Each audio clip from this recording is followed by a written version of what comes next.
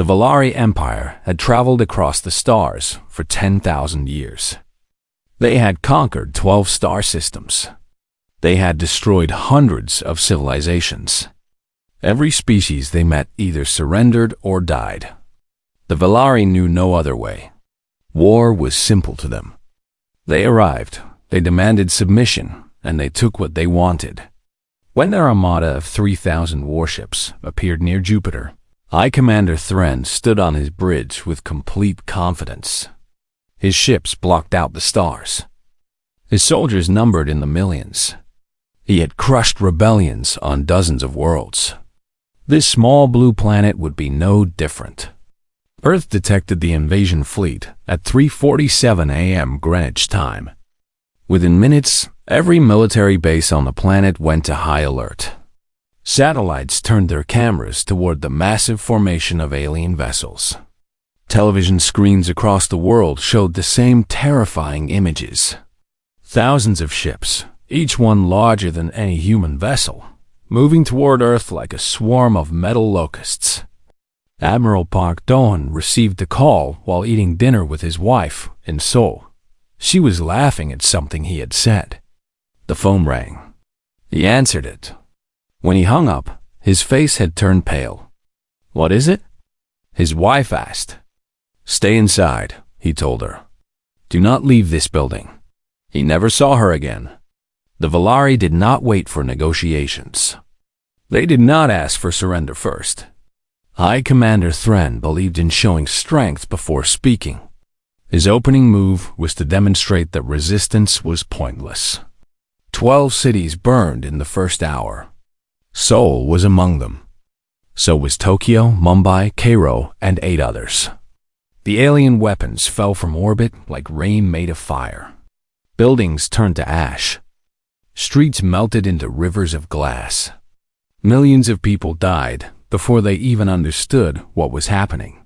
Admiral Park was on a military shuttle heading toward the orbital fleet when he saw the flash of light where his home had been. He gripped the armrest of his seat until his knuckles turned white. He did not cry. He did not scream. Something inside him went cold and hard, like iron freezing in winter. His daughter, Captain Park Yuna, commanded a destroyer called the Swift Arrow. She was near Mars when the attack began. Her crew watched the distant Earth burn on their screens. Some of them wept. Some prayed. Yuna did neither. She simply ordered her ship to maximum speed and headed toward the enemy. High Commander Thren finally broadcast his demands 6 hours after the first attack. His message appeared on every screen on Earth and every human ship in the solar system. "Primitive species," Thren said, his alien face filling the display. He had gray skin, 4 eyes, and a mouth full of sharp teeth. "Your resistance is meaningless. Surrender your world. Surrender your resources. Serve the Valari Empire, and some of you may live. Refuse, and we will burn every city until nothing remains but ash and bones." He waited for the humans to reply. He expected begging. He expected tears and promises of obedience. Every other species had responded this way. Admiral Park Dohan reached the flagship carrier Indomitable 30 minutes after Thren's broadcast. The ship was chaos. Officers ran through corridors shouting orders. Damage reports flooded every screen. The human fleet had gathered near Earth's moon, but they were badly outnumbered. 200 human warships faced 3,000 alien ones.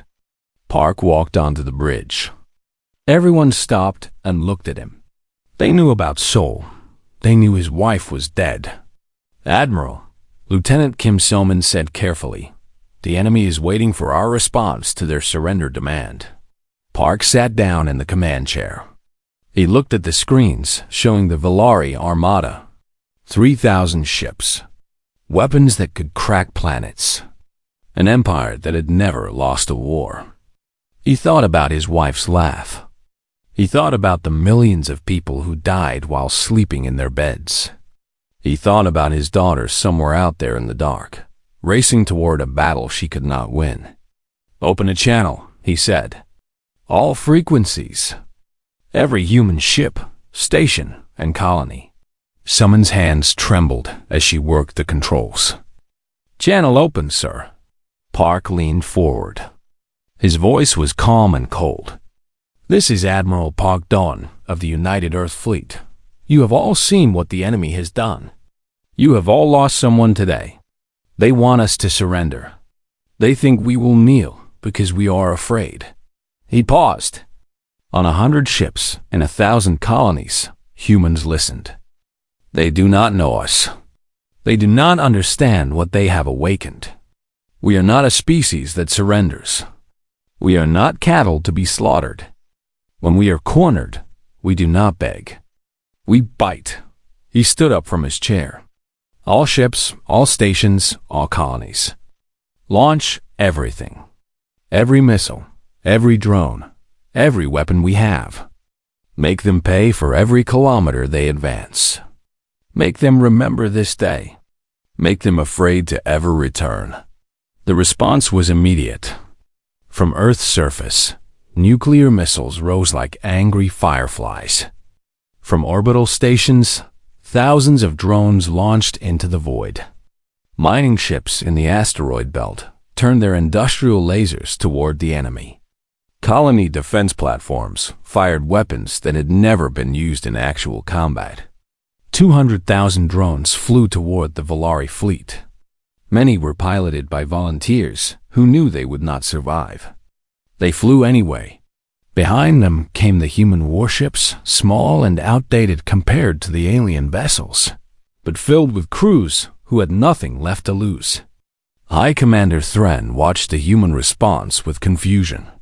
This was not how conquered species behaved. They should be offering their leaders as hostages. They should be promising anything for mercy. Instead, they were attacking. "They are insane," his second officer observed. "They are desperate," Thren replied. "It changes nothing. Destroy them." The Volari weapons activated. Beams of energy cut through space. Human drones exploded by the hundreds. Ships burst apart like paper in a fire. The first wave of attackers died within minutes. But they had closed the distance. And behind them came the second wave. And the third. Captain Park Yuna's destroyer arrived at the battle just as the fourth wave launched. She saw the burning wreckage of human ships scattered across space. She saw the massive alien vessels barely damaged. "Captain," her first officer said, "we cannot win this fight." Yuna watched a frigate explode on her screen. 30 crew members, gone in a flash. "We are not trying to win," she said. "We are trying to make them bleed." All ahead full. Target their closest destroyer. The swift arrow dove into the chaos. Around it, human ships fought and died. They rammed enemy vessels when their weapons ran empty. They detonated their reactors inside alien hangars. They crashed into gun platforms and communication arrays. The Volari destroyed them by the dozens. But each human ship that died took something with it. A weapon platform here. A sensor array there. Small wounds that added up. Admiral Park watched from the Indomitable as his fleet was slowly torn apart. Tears ran down his face, but his voice remained steady. "Keep fighting," he ordered. "Every second we hold them here is a second for Earth to prepare. Every ship we damage is one less they can use against our cities." The battle raged for 9 hours. When it finally ended, humanity had lost 160 ships. The Volari had lost only 47. By any normal measure, it was a crushing defeat. But High Commander Thren looked at the damage reports with unease. 47 ships. No enemy had ever destroyed 47 Volari warships. Some civilizations surrendered without destroying even one. These humans had thrown themselves at his fleet like wild animals, dying by the thousands, but refusing to stop fighting. For the first time in his long career, Thren felt something he did not recognize. It was fear. The Valari claimed victory after the first battle. High Commander Thren sent a message to the Empire announcing that the human military had been broken. He ordered his ground forces to begin landing on Earth. He sent smaller fleets to capture the colonies on Mars, Titan, and the asteroid belt. He believed the war was over. He was wrong. On the moon of Titan, engineer Choi Minji stood in the main hangar of Mining Station 7. Around her were 300 people. Some were miners who had spent years digging ice and rock. Some were scientists studying the strange chemistry of Titan's atmosphere. Some were cooks and cleaners and maintenance workers. None of them were soldiers. The Valari landing force will arrive in 17 hours, Minji told them. Earth cannot send help. The fleet is gone. We are alone. A young scientist named Baek Ji-woo raised his hand. What can we do? We have no weapons. We have no training. Minji looked at the equipment around them. Heavy mining drills designed to cut through solid rock. Industrial lasers used for melting ice. Explosive charges meant for clearing tunnels. Chemical tanks filled with substances that burned hot enough to melt steel. We have everything we need, she said. We just need to use it differently. For the next 15 hours, the people of Mining Station 7 worked without rest. They turned their workplace into a fortress. They converted drilling equipment into weapons. They filled corridors with traps. They placed explosives in walls and floors. They prepared containers of acid and toxic gas. When the Valari ground forces landed, they expected no resistance. They walked into the station like they owned it already. The first squad entered through the main airlock. The floor collapsed beneath them, dropping them into a pit filled with industrial acid. Their screams lasted only seconds. The second squad tried a different entrance. A mining laser, hidden in the ceiling, cut them in half before they took 3 steps. The third squad used explosives to blast through a wall. They found themselves in a room filled with toxic gas. Their environmental suits could not filter it. They died choking on poison. High Commander Thren received reports of the Titan resistance with disbelief. A mining station was holding off his soldiers? Impossible. He sent more troops. Then more again. Minji and her people fought for 6 days. They lost people every hour.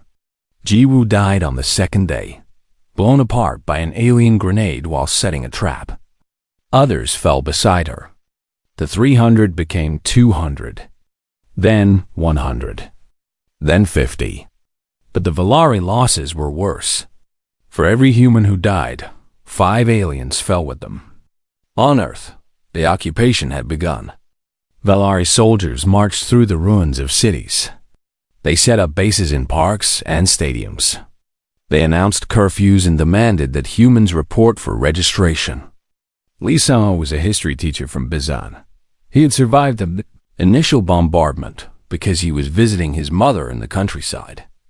When he returned to the city, he found his school destroyed and his students scattered or dead. He gathered the survivors in a basement beneath a collapsed restaurant.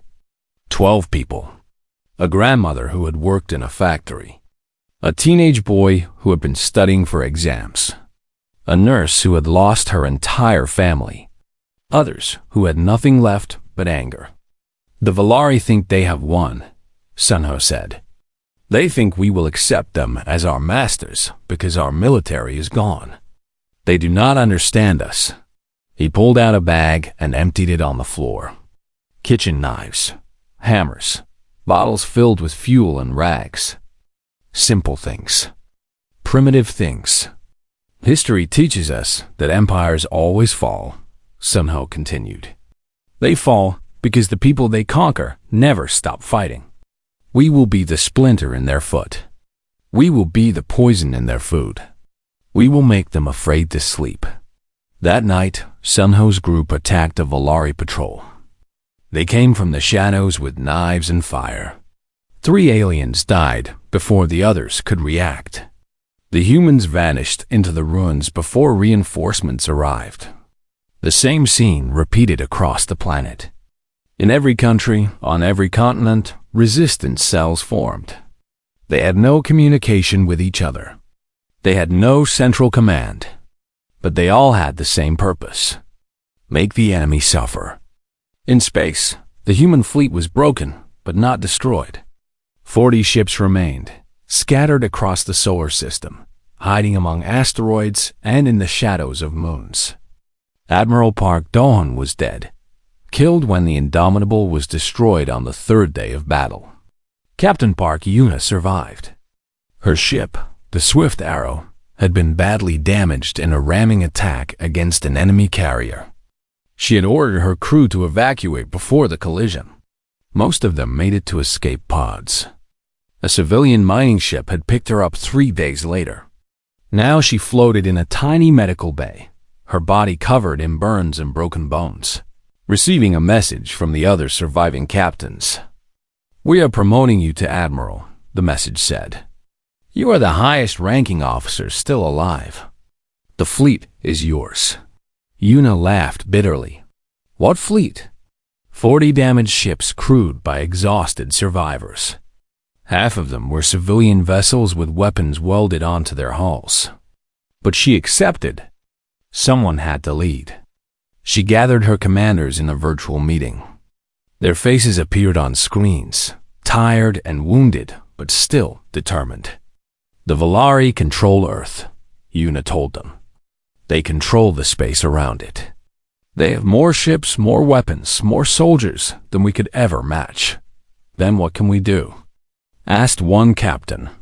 "We changed the rules," Yuna replied. "We stop fighting like a military. We start fighting like ghosts. We hit them and vanish. We attack their supply ships. We destroy their repair stations. We make them spend 10 ships to protect every convoy." She pulled up a map of the solar system. "They think we are defeated. That is our advantage.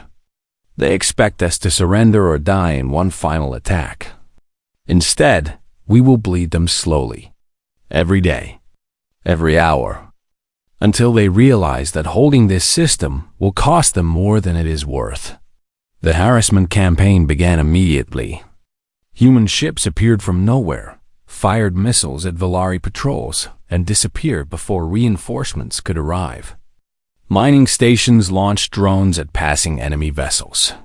Even civilian shuttles, piloted by volunteers with nothing to lose, crashed themselves into alien weapon platforms. High Commander Thren grew frustrated. His casualties mounted daily. Not in great battles, but in small cuts that never stopped bleeding. He sent hunting parties to find the human survivors. Some succeeded. Most did not. On Titan, Minji's defenders finally fell. She was captured on the 8th day, dragged from the ruins of her station with 11 other survivors. The Volari had lost over 1,000 soldiers taking a single mining facility. The alien commander who captured her demanded to know why they had fought so hard. Minji, bleeding and exhausted, smiled at him. "Because you came to our home," she said. "Because you killed our people. Because you left us nothing to lose." She was taken to a prison ship. The Volari planned to make an example of her. They would broadcast her execution to show humans the price of resistance. They never got the chance. Admiral Yuna learned of the prisoner transport's route from an intercepted communication. She gathered 5 ships and waited in an asteroid field. When the transport passed, they attacked. The battle lasted 4 minutes. The Volari escort was destroyed. The prison ship was boarded. Minji and the other prisoners were freed. Standing on the deck of Yuna's new flagship, Minji looked at the admiral. "What now?" she asked. Yuna stared out at the stars, her eyes cold and hard. "Now we teach them what fear really means." 3 months had passed since the invasion began. The Volari controlled Earth.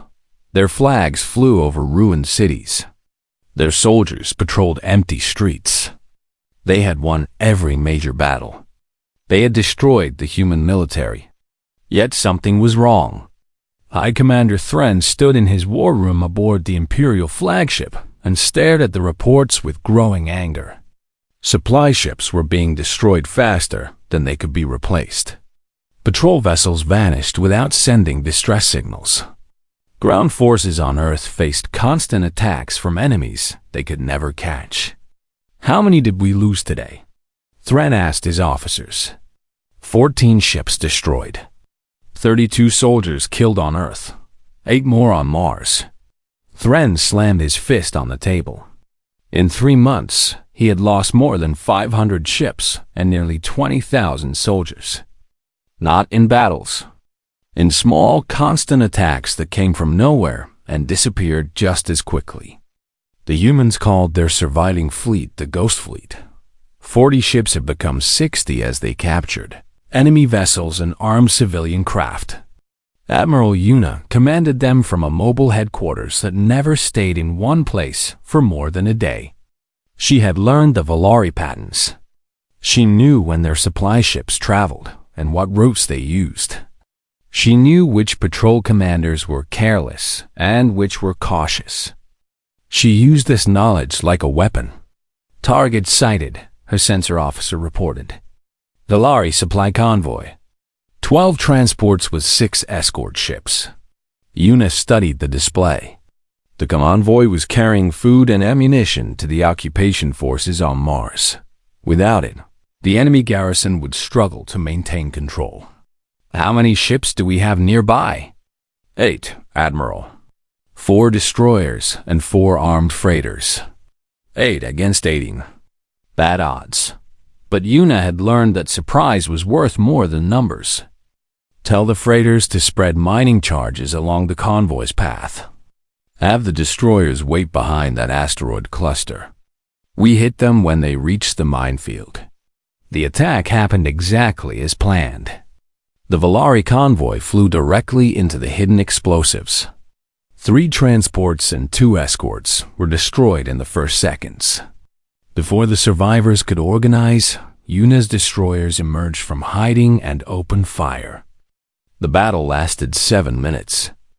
The humans lost 1 freighter. The Valari lost their entire convoy. On Earth, the resistance grew stronger every day. Lee Sun-ho's small group had become a network of hundreds. They operated in every major city, communicating through whispers and hidden messages. They could not defeat the occupation, but they made it painful. Sun-ho stood in an abandoned factory, looking at his lieutenants. There was Grandmother, who made explosives from cleaning chemicals. There was young Hugh, barely 16, who could slip through any security. There was Nurse Era, who treated wounded fighters and poisoned enemy water supplies. "The Valari are planning something," Sun-ho told them. "Our spies in the registration center heard them talking. They want to set an example. They are going to destroy another city." Silence fell over the room. They all remembered the first day. The 12 cities that burned. "Which city?" Era asked. "They have not decided yet. They want to choose one where the resistance is strongest.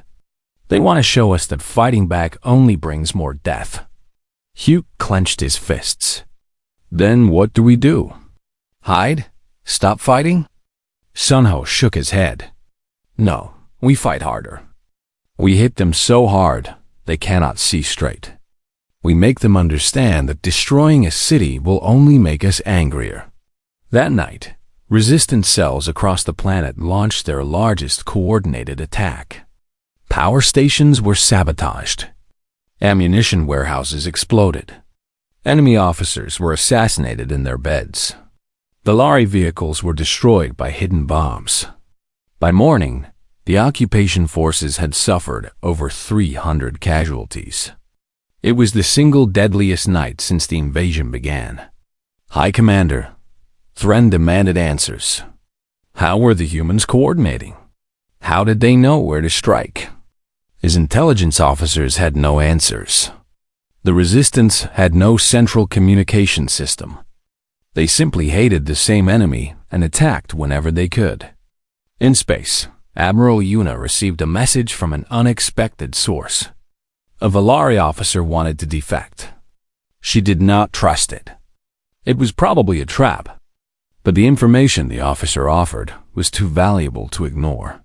He claimed to know the location of the enemy's main repair station, a massive facility hidden in the asteroid belt where damaged ships were restored to fighting condition. If we destroy it, Yuna told her commanders, they will lose their ability to repair ships in this system. Every vessel we damage will stay damaged. It could be a trap, Captain Kang Taeon warned. Everything could be a trap, Yuna replied. We are fighting a war we cannot win. We have to take risks. She took the risk. She brought 20 ships to the coordinates the defector provided. It was not a trap. The repair station was enormous, a spinning structure filled with damaged Valari warships. Hundreds of enemy soldiers and technicians worked inside.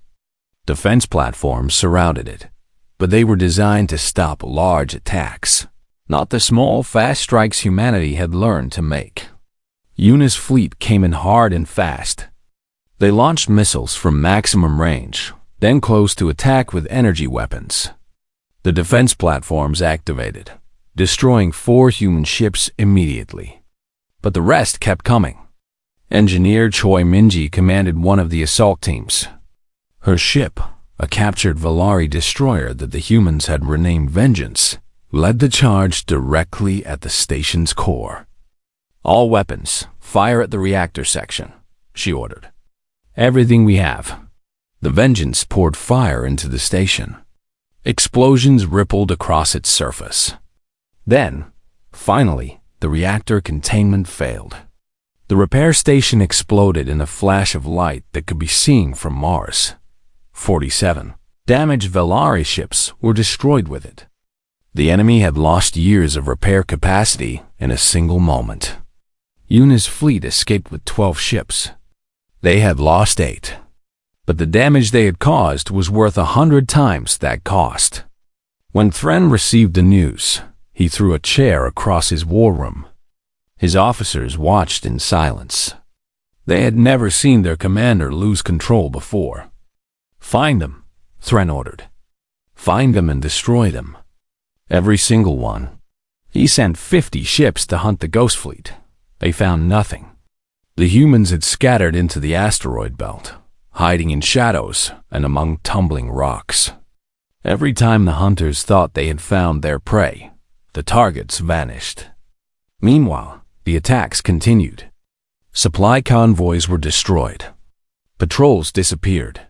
Soldiers on the ground died in their sleep. The Valari had conquered 12 star systems. They had broken 100 civilizations. They had never faced anything like this. Back on Earth, Sunho received a message from Admiral Yuna. It was the first direct communication between the space resistance and the ground resistance. The message was short. We are not defeated. We are not surrendering. Keep fighting. Help is coming. Sunho gathered his people and read them the message. For the first time in months, he saw hope in their eyes. You heard the Admiral, he said. The war is not over. Our people in space are still fighting. We fight with them. We fight until we win or until every last one of us is dead. The resistance fighters cheered. It was a small sound in a ruined world, but it was the sound of humans refusing to give up. In the darkness of space, Admiral Yuna looked at the distant Earth and made a promise. We are coming, she whispered. Hold on just a little longer. We are coming. 6 months into the occupation, Admiral Yuna called a meeting of her most trusted officers. They gathered in a hidden base carved into an asteroid, surrounded by stolen equipment and makeshift repairs. 12 people who had survived the worst war humanity had ever known. We cannot keep doing this forever, Yuna said. She pulled up a display showing their resources. We have 53 ships. The enemy still has over 2,000. Our attacks hurt them, but not enough. Not fast enough. Captain Kang Taeyun leaned forward. What are you suggesting? A final strike. Something so big, so devastating, that it breaks their will to continue. Engineer Choi Minji shook her head. With what? We have missiles and lasers. They have shields that can take a nuclear blast. Yuna smiled grimly. Not nuclear. Something better. Something worse. She explained her plan. On Mars colony, before the invasion, a team of scientists had been working on antimatter containment. The technology was experimental, dangerous, and decades away from practical use. But the war had changed everything. Dr. Yoon Seojin leads the project, Yuna continued. She believes she can create antimatter weapons within 3 weeks. Not elegant, not safe, but powerful enough to destroy anything. Antimatter? Taeyun repeated. A single gram could destroy a city. How would we even contain it? Barely, Yuna admitted. The weapons would be unstable. The ships carrying them would probably not survive the mission. But if we can deliver even a few to the enemy fleet, we can change everything. The room was silent. Everyone understood what Yuna was asking. This was not a battle plan. It was a suicide mission. Minji spoke first. I will lead one of the attack ships. Others nodded. Volunteers. All of them. On Mars colony, Dr. Yoon So-jin worked in a laboratory that had become her entire world. She had not slept more than 3 hours at a time since Yuna contacted her. Her team had started with 12 scientists. Now there were 6. The Valari had found and destroyed their first facility. They had moved to a backup location and kept working. The containment fields are failing again, her assistant, Dr. Nam Juri, reported. We lost another sample. Seojin closed her eyes. Another sample meant another day of work wasted. Another day closer to the deadline. Start again, she said. We do not have time to mourn our failures. Juri hesitated. Some of the team are asking if this is even possible. The math says we need at least 6 more months to develop stable containment. Seojin opened her eyes and looked at her assistant. Juri was young, barely 30, brilliant but inexperienced. She had never lived through a war. The math assumes we care about survival, Seojin said. We do not need stable containment. We need containment that lasts long enough to reach the target. 30 minutes. Maybe less. Can you give me 30 minutes? Juri thought about it. Maybe. If we reduce the safety margins to almost nothing. Then do it? While the scientists worked, the resistance on Earth prepared for the final push. Lee Shunho received coded messages from Admiral Yuna explaining the plan. When the space fleet attacked, the ground resistance needed to create as much chaos as possible. Every Valari soldier looking at a bomb in their compound was one less soldier watching the sky. Sunho gathered his lieutenants for what might be their final meeting. In 3 weeks, our people in space are going to attack the enemy fleet with a new weapon, he told them. We do not know if it will work. We do not know if any of them will survive. But if they succeed, the enemy will be weakened. Maybe weakened enough for us to drive them off our planet. Grandmother Oh smiled. Her hands were scarred from making explosives. Her eyes were tired but hard. What do you need us to do? Everything. Attack everything. Power stations, communication centers, weapon depots, supply convoys. Hit them so hard they cannot think about anything except us. Young Hyuk raised his hand. We have been saving the big explosives for something special. Is this special enough? Sunho nodded. Use everything. Hold nothing back. On Mars, Dr. Seojin finally achieved success on the 18th day. The antimatter sample remained stable for 47 minutes before the containment failed. It was enough. We can make weapons.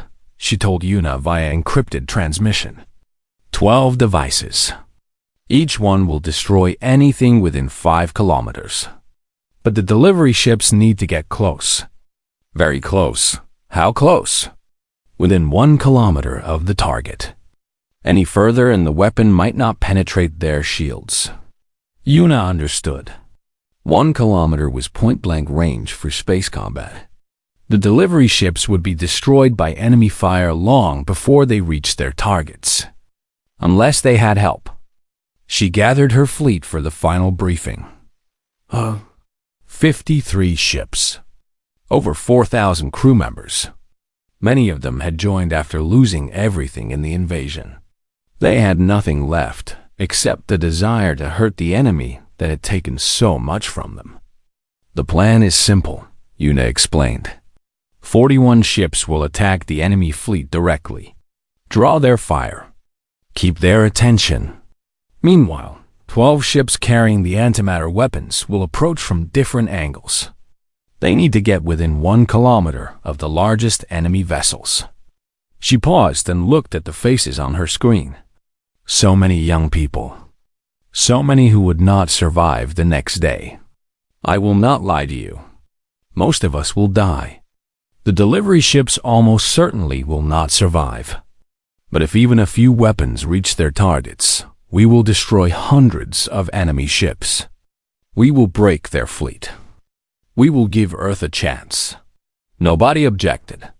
Nobody asked to be reassigned. The attack was launched at dawn, Earth time. The human fleet jumped into the middle of the Volari formation without warning. Immediately, alarms screamed across 1,000 enemy ships. High Commander Thren could not believe what he was seeing. The human survivors were attacking his main fleet? With 50 ships against 2,000? It was suicide. It was madness. Destroy them all, he ordered. The battle was chaos. Human ships dove between enemy vessels, firing in all directions, never staying still long enough to be targeted properly. They were not trying to win. They were trying to distract. Minji commanded one of the 12 delivery ships. Her vessel was a small frigate, fast but fragile, carrying a single antimatter weapon in its cargo bay.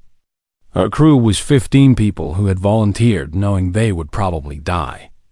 Enemy fire incoming, her pilot reported. We are 3 kilometers from the target. Keep going, Minji ordered.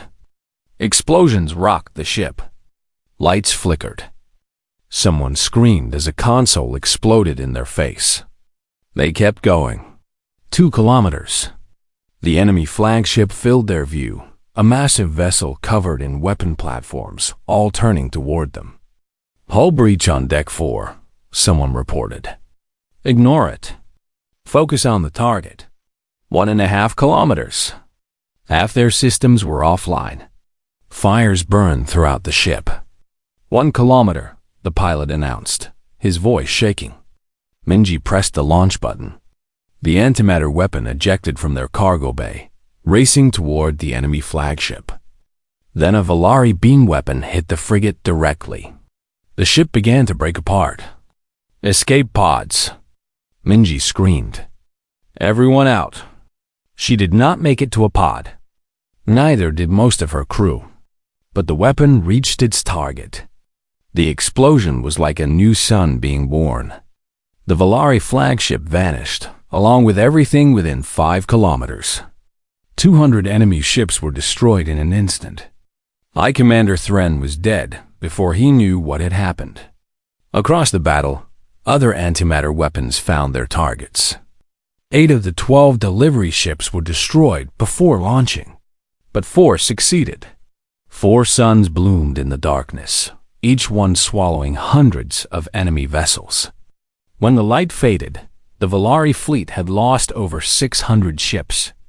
Their command structure was gone. Their largest vessels were destroyed. The survivors were confused, leaderless, and terrified. Admiral Yuna, wounded and commanding from an escape pod after her own ship was destroyed, gave her final order. All surviving ships, pursue and destroy. Let none escape. On Earth, the Resistance watched the flashes of light in the sky and knew that something had changed. They launched their attacks as planned. Every city, every compound, every enemy patrol. Fire and chaos and death.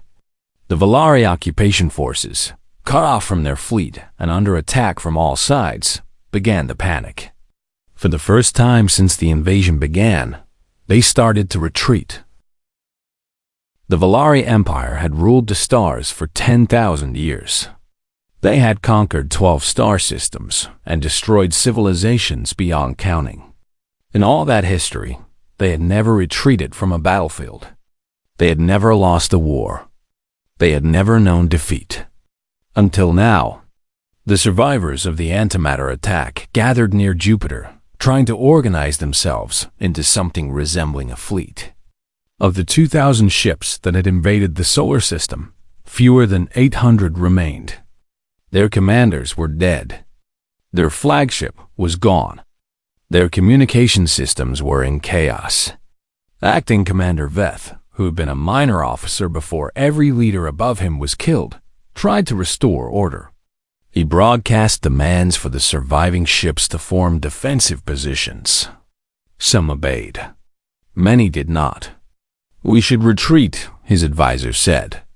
"Return to Imperial space. Bring reinforcements." Veth knew this was the logical choice. But retreat meant admitting defeat. It meant telling the Empire that humans, primitive humans with their basic technology and short lifespans, had driven back a Valari Armada. "We stay," Veth decided. "We reorganize and finish what we started." He never got the chance. Admiral Yuna had survived the battle in an escape pod. She was picked up by a civilian transport that had been hiding in the asteroid belt. Within hours, she had established communication with the surviving human ships. They had lost 38 vessels in the attack. 15 remained, mostly damaged, crewed by exhausted survivors. But they were not finished. "The enemy is broken," Yuna announced to her captains. "They are confused and afraid. This is when we hit them again. With 15 ships?" Someone asked. "With everything we have. And everything we can take from them." The next phase of the war was unlike anything the Valari had experienced. Human ships emerged from hiding, attacked damaged enemy vessels, and captured them. Teams of engineers boarded disabled warships and figured out how to operate them. Within a week, humanity's fleet had grown from 15 ships to 40, half of them stolen from the enemy. Engineer Choi Minji had survived the antimatter attack. Her escape pod was recovered by a human patrol 2 days after the battle. She was badly burned and had lost her left arm, but she was alive. When she woke up in a medical bay, the first thing she asked was whether the attack had succeeded. 600 enemy ships destroyed, the doctor told her. "Their fleet is broken." Minji closed her eyes and thought about her crew. 14 people who had died to deliver that weapon. She remembered their faces. She would remember them forever. "What now?" she asked. "Now we finish it." On Earth, the Resistance sensed that the moment had come. The Valari occupation forces were pulling back, abandoning smaller cities and concentrating in defensive positions. They were no longer trying to control the planet. They were trying to survive. Lee Sun-ho led the assault on the enemy compound in Bizen. It was the largest Valari base in Korea, home to over 2,000 soldiers. The Resistance had fewer than 500 fighters. But they had rage. They had desperation. And they had 6 months of experience fighting these aliens. The attack began at midnight. Explosives planted over weeks detonated simultaneously, collapsing walls and destroying power generators. In the chaos, Resistance fighters poured through the gaps. Sun-ho himself led a team into the command center. He had started this war as a history teacher armed with kitchen knives. Now he carried captured alien weapons and led soldiers who had learned to kill without hesitation. The Valari commander of the base tried to surrender. Sunho shot him without a word. Some of his fighters looked at him with surprise. They had never seen him kill someone who was not fighting back. "They burned our cities while we slept," Sunho said. "They killed millions of innocent people. They do not get to surrender." The battle for Bizen lasted until dawn. When it ended, the Valari base was in human hands. Similar scenes played out across the planet. Tokyo, Mumbai, Cairo, Berlin. Everywhere the enemy had established themselves, humans rose up and tore them down. In space, Admiral Yuna led her growing fleet in pursuit of the retreating Valari. They caught the enemy formation near the orbit of Saturn, where Veth was trying to establish a defensive position while waiting for reinforcements from the Empire. Reinforcements that would never come. Yuna had sent captured Valari ships ahead with false identification codes. They had destroyed the hyperspace relay stations that the enemy used for long-distance communication. The Valari Empire did not know their fleet was dying. They would not know for months. "All ships, attack formation," Yuna ordered. No prisoners. No mercy. The final battle lasted 18 hours. The Valari fought with the desperation of cornered animals. They knew there was no retreat now. No rescue. Only victory or death. They found death. By the time the shooting stopped, Acting Commander Veth's flagship drifted lifeless in space. Not a single Valari warship remained capable of fighting. The invasion fleet that had numbered 3,000 ships was gone, destroyed, annihilated. Admiral Yuna broadcast a message on all Valari frequencies. She knew it would eventually reach the Empire. She wanted them to hear it. "You came to our home. You burned our cities. You killed our children. You thought we were weak because we were divided. You thought we would submit because we were small." She paused, looking out at the wreckage of the enemy fleet. "You were wrong. We are not sheep. We are wolves. And now we are coming for you. Not to conquer. Not to negotiate. We are coming to ensure that you never threaten anyone again. Your empire took 12 star systems. We will take them back. Every world you conquered. Every species you enslaved. We will free them all. And when we reach your homeworld, we will do to you what you tried to do to us." She ended the transmission. The cleanup took months. Earth was in ruins. Billions were dead. Cities were ashes. But humanity survived. They always survived. Choi Minji became the chief engineer of the reconstruction effort. She designed new ships, better ships, using a combination of human innovation and captured alien technology. The first true human battleship was launched 2 years after the invasion. It was named Retribution. Lee Sunho returned to teaching, but not history. He trained the next generation of soldiers. Children who had grown up during the occupation. Children who had learned to hate before they learned to read. They would be the warriors who carried humanity's vengeance to the stars. Admiral Yuna was given command of the Terran Expeditionary Force. Her mission was simple. Find the Valari Empire. Destroy it. Free everyone they had enslaved. She stood on the bridge of her new flagship, looking at the stars.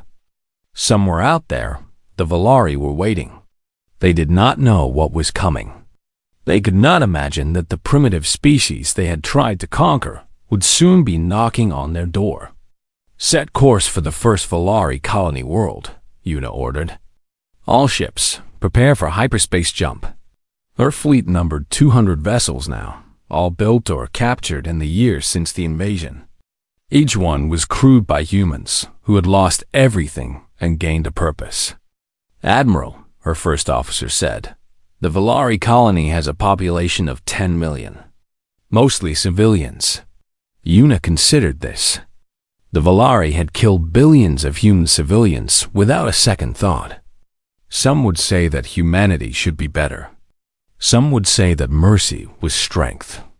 Yuna had watched her father die in the first battle. She had sent countless young people to die in suicide attacks. She had held Minji's hand while doctors removed what remained of her arm. Military targets only, she finally decided. We destroy their ability to make war. We do not murder civilians. That is what separates us from them. Her first officer nodded with relief. But make sure they know, Yuna added. Make sure every Valari in that system understands what is coming. They can surrender or they can die. There is no third option.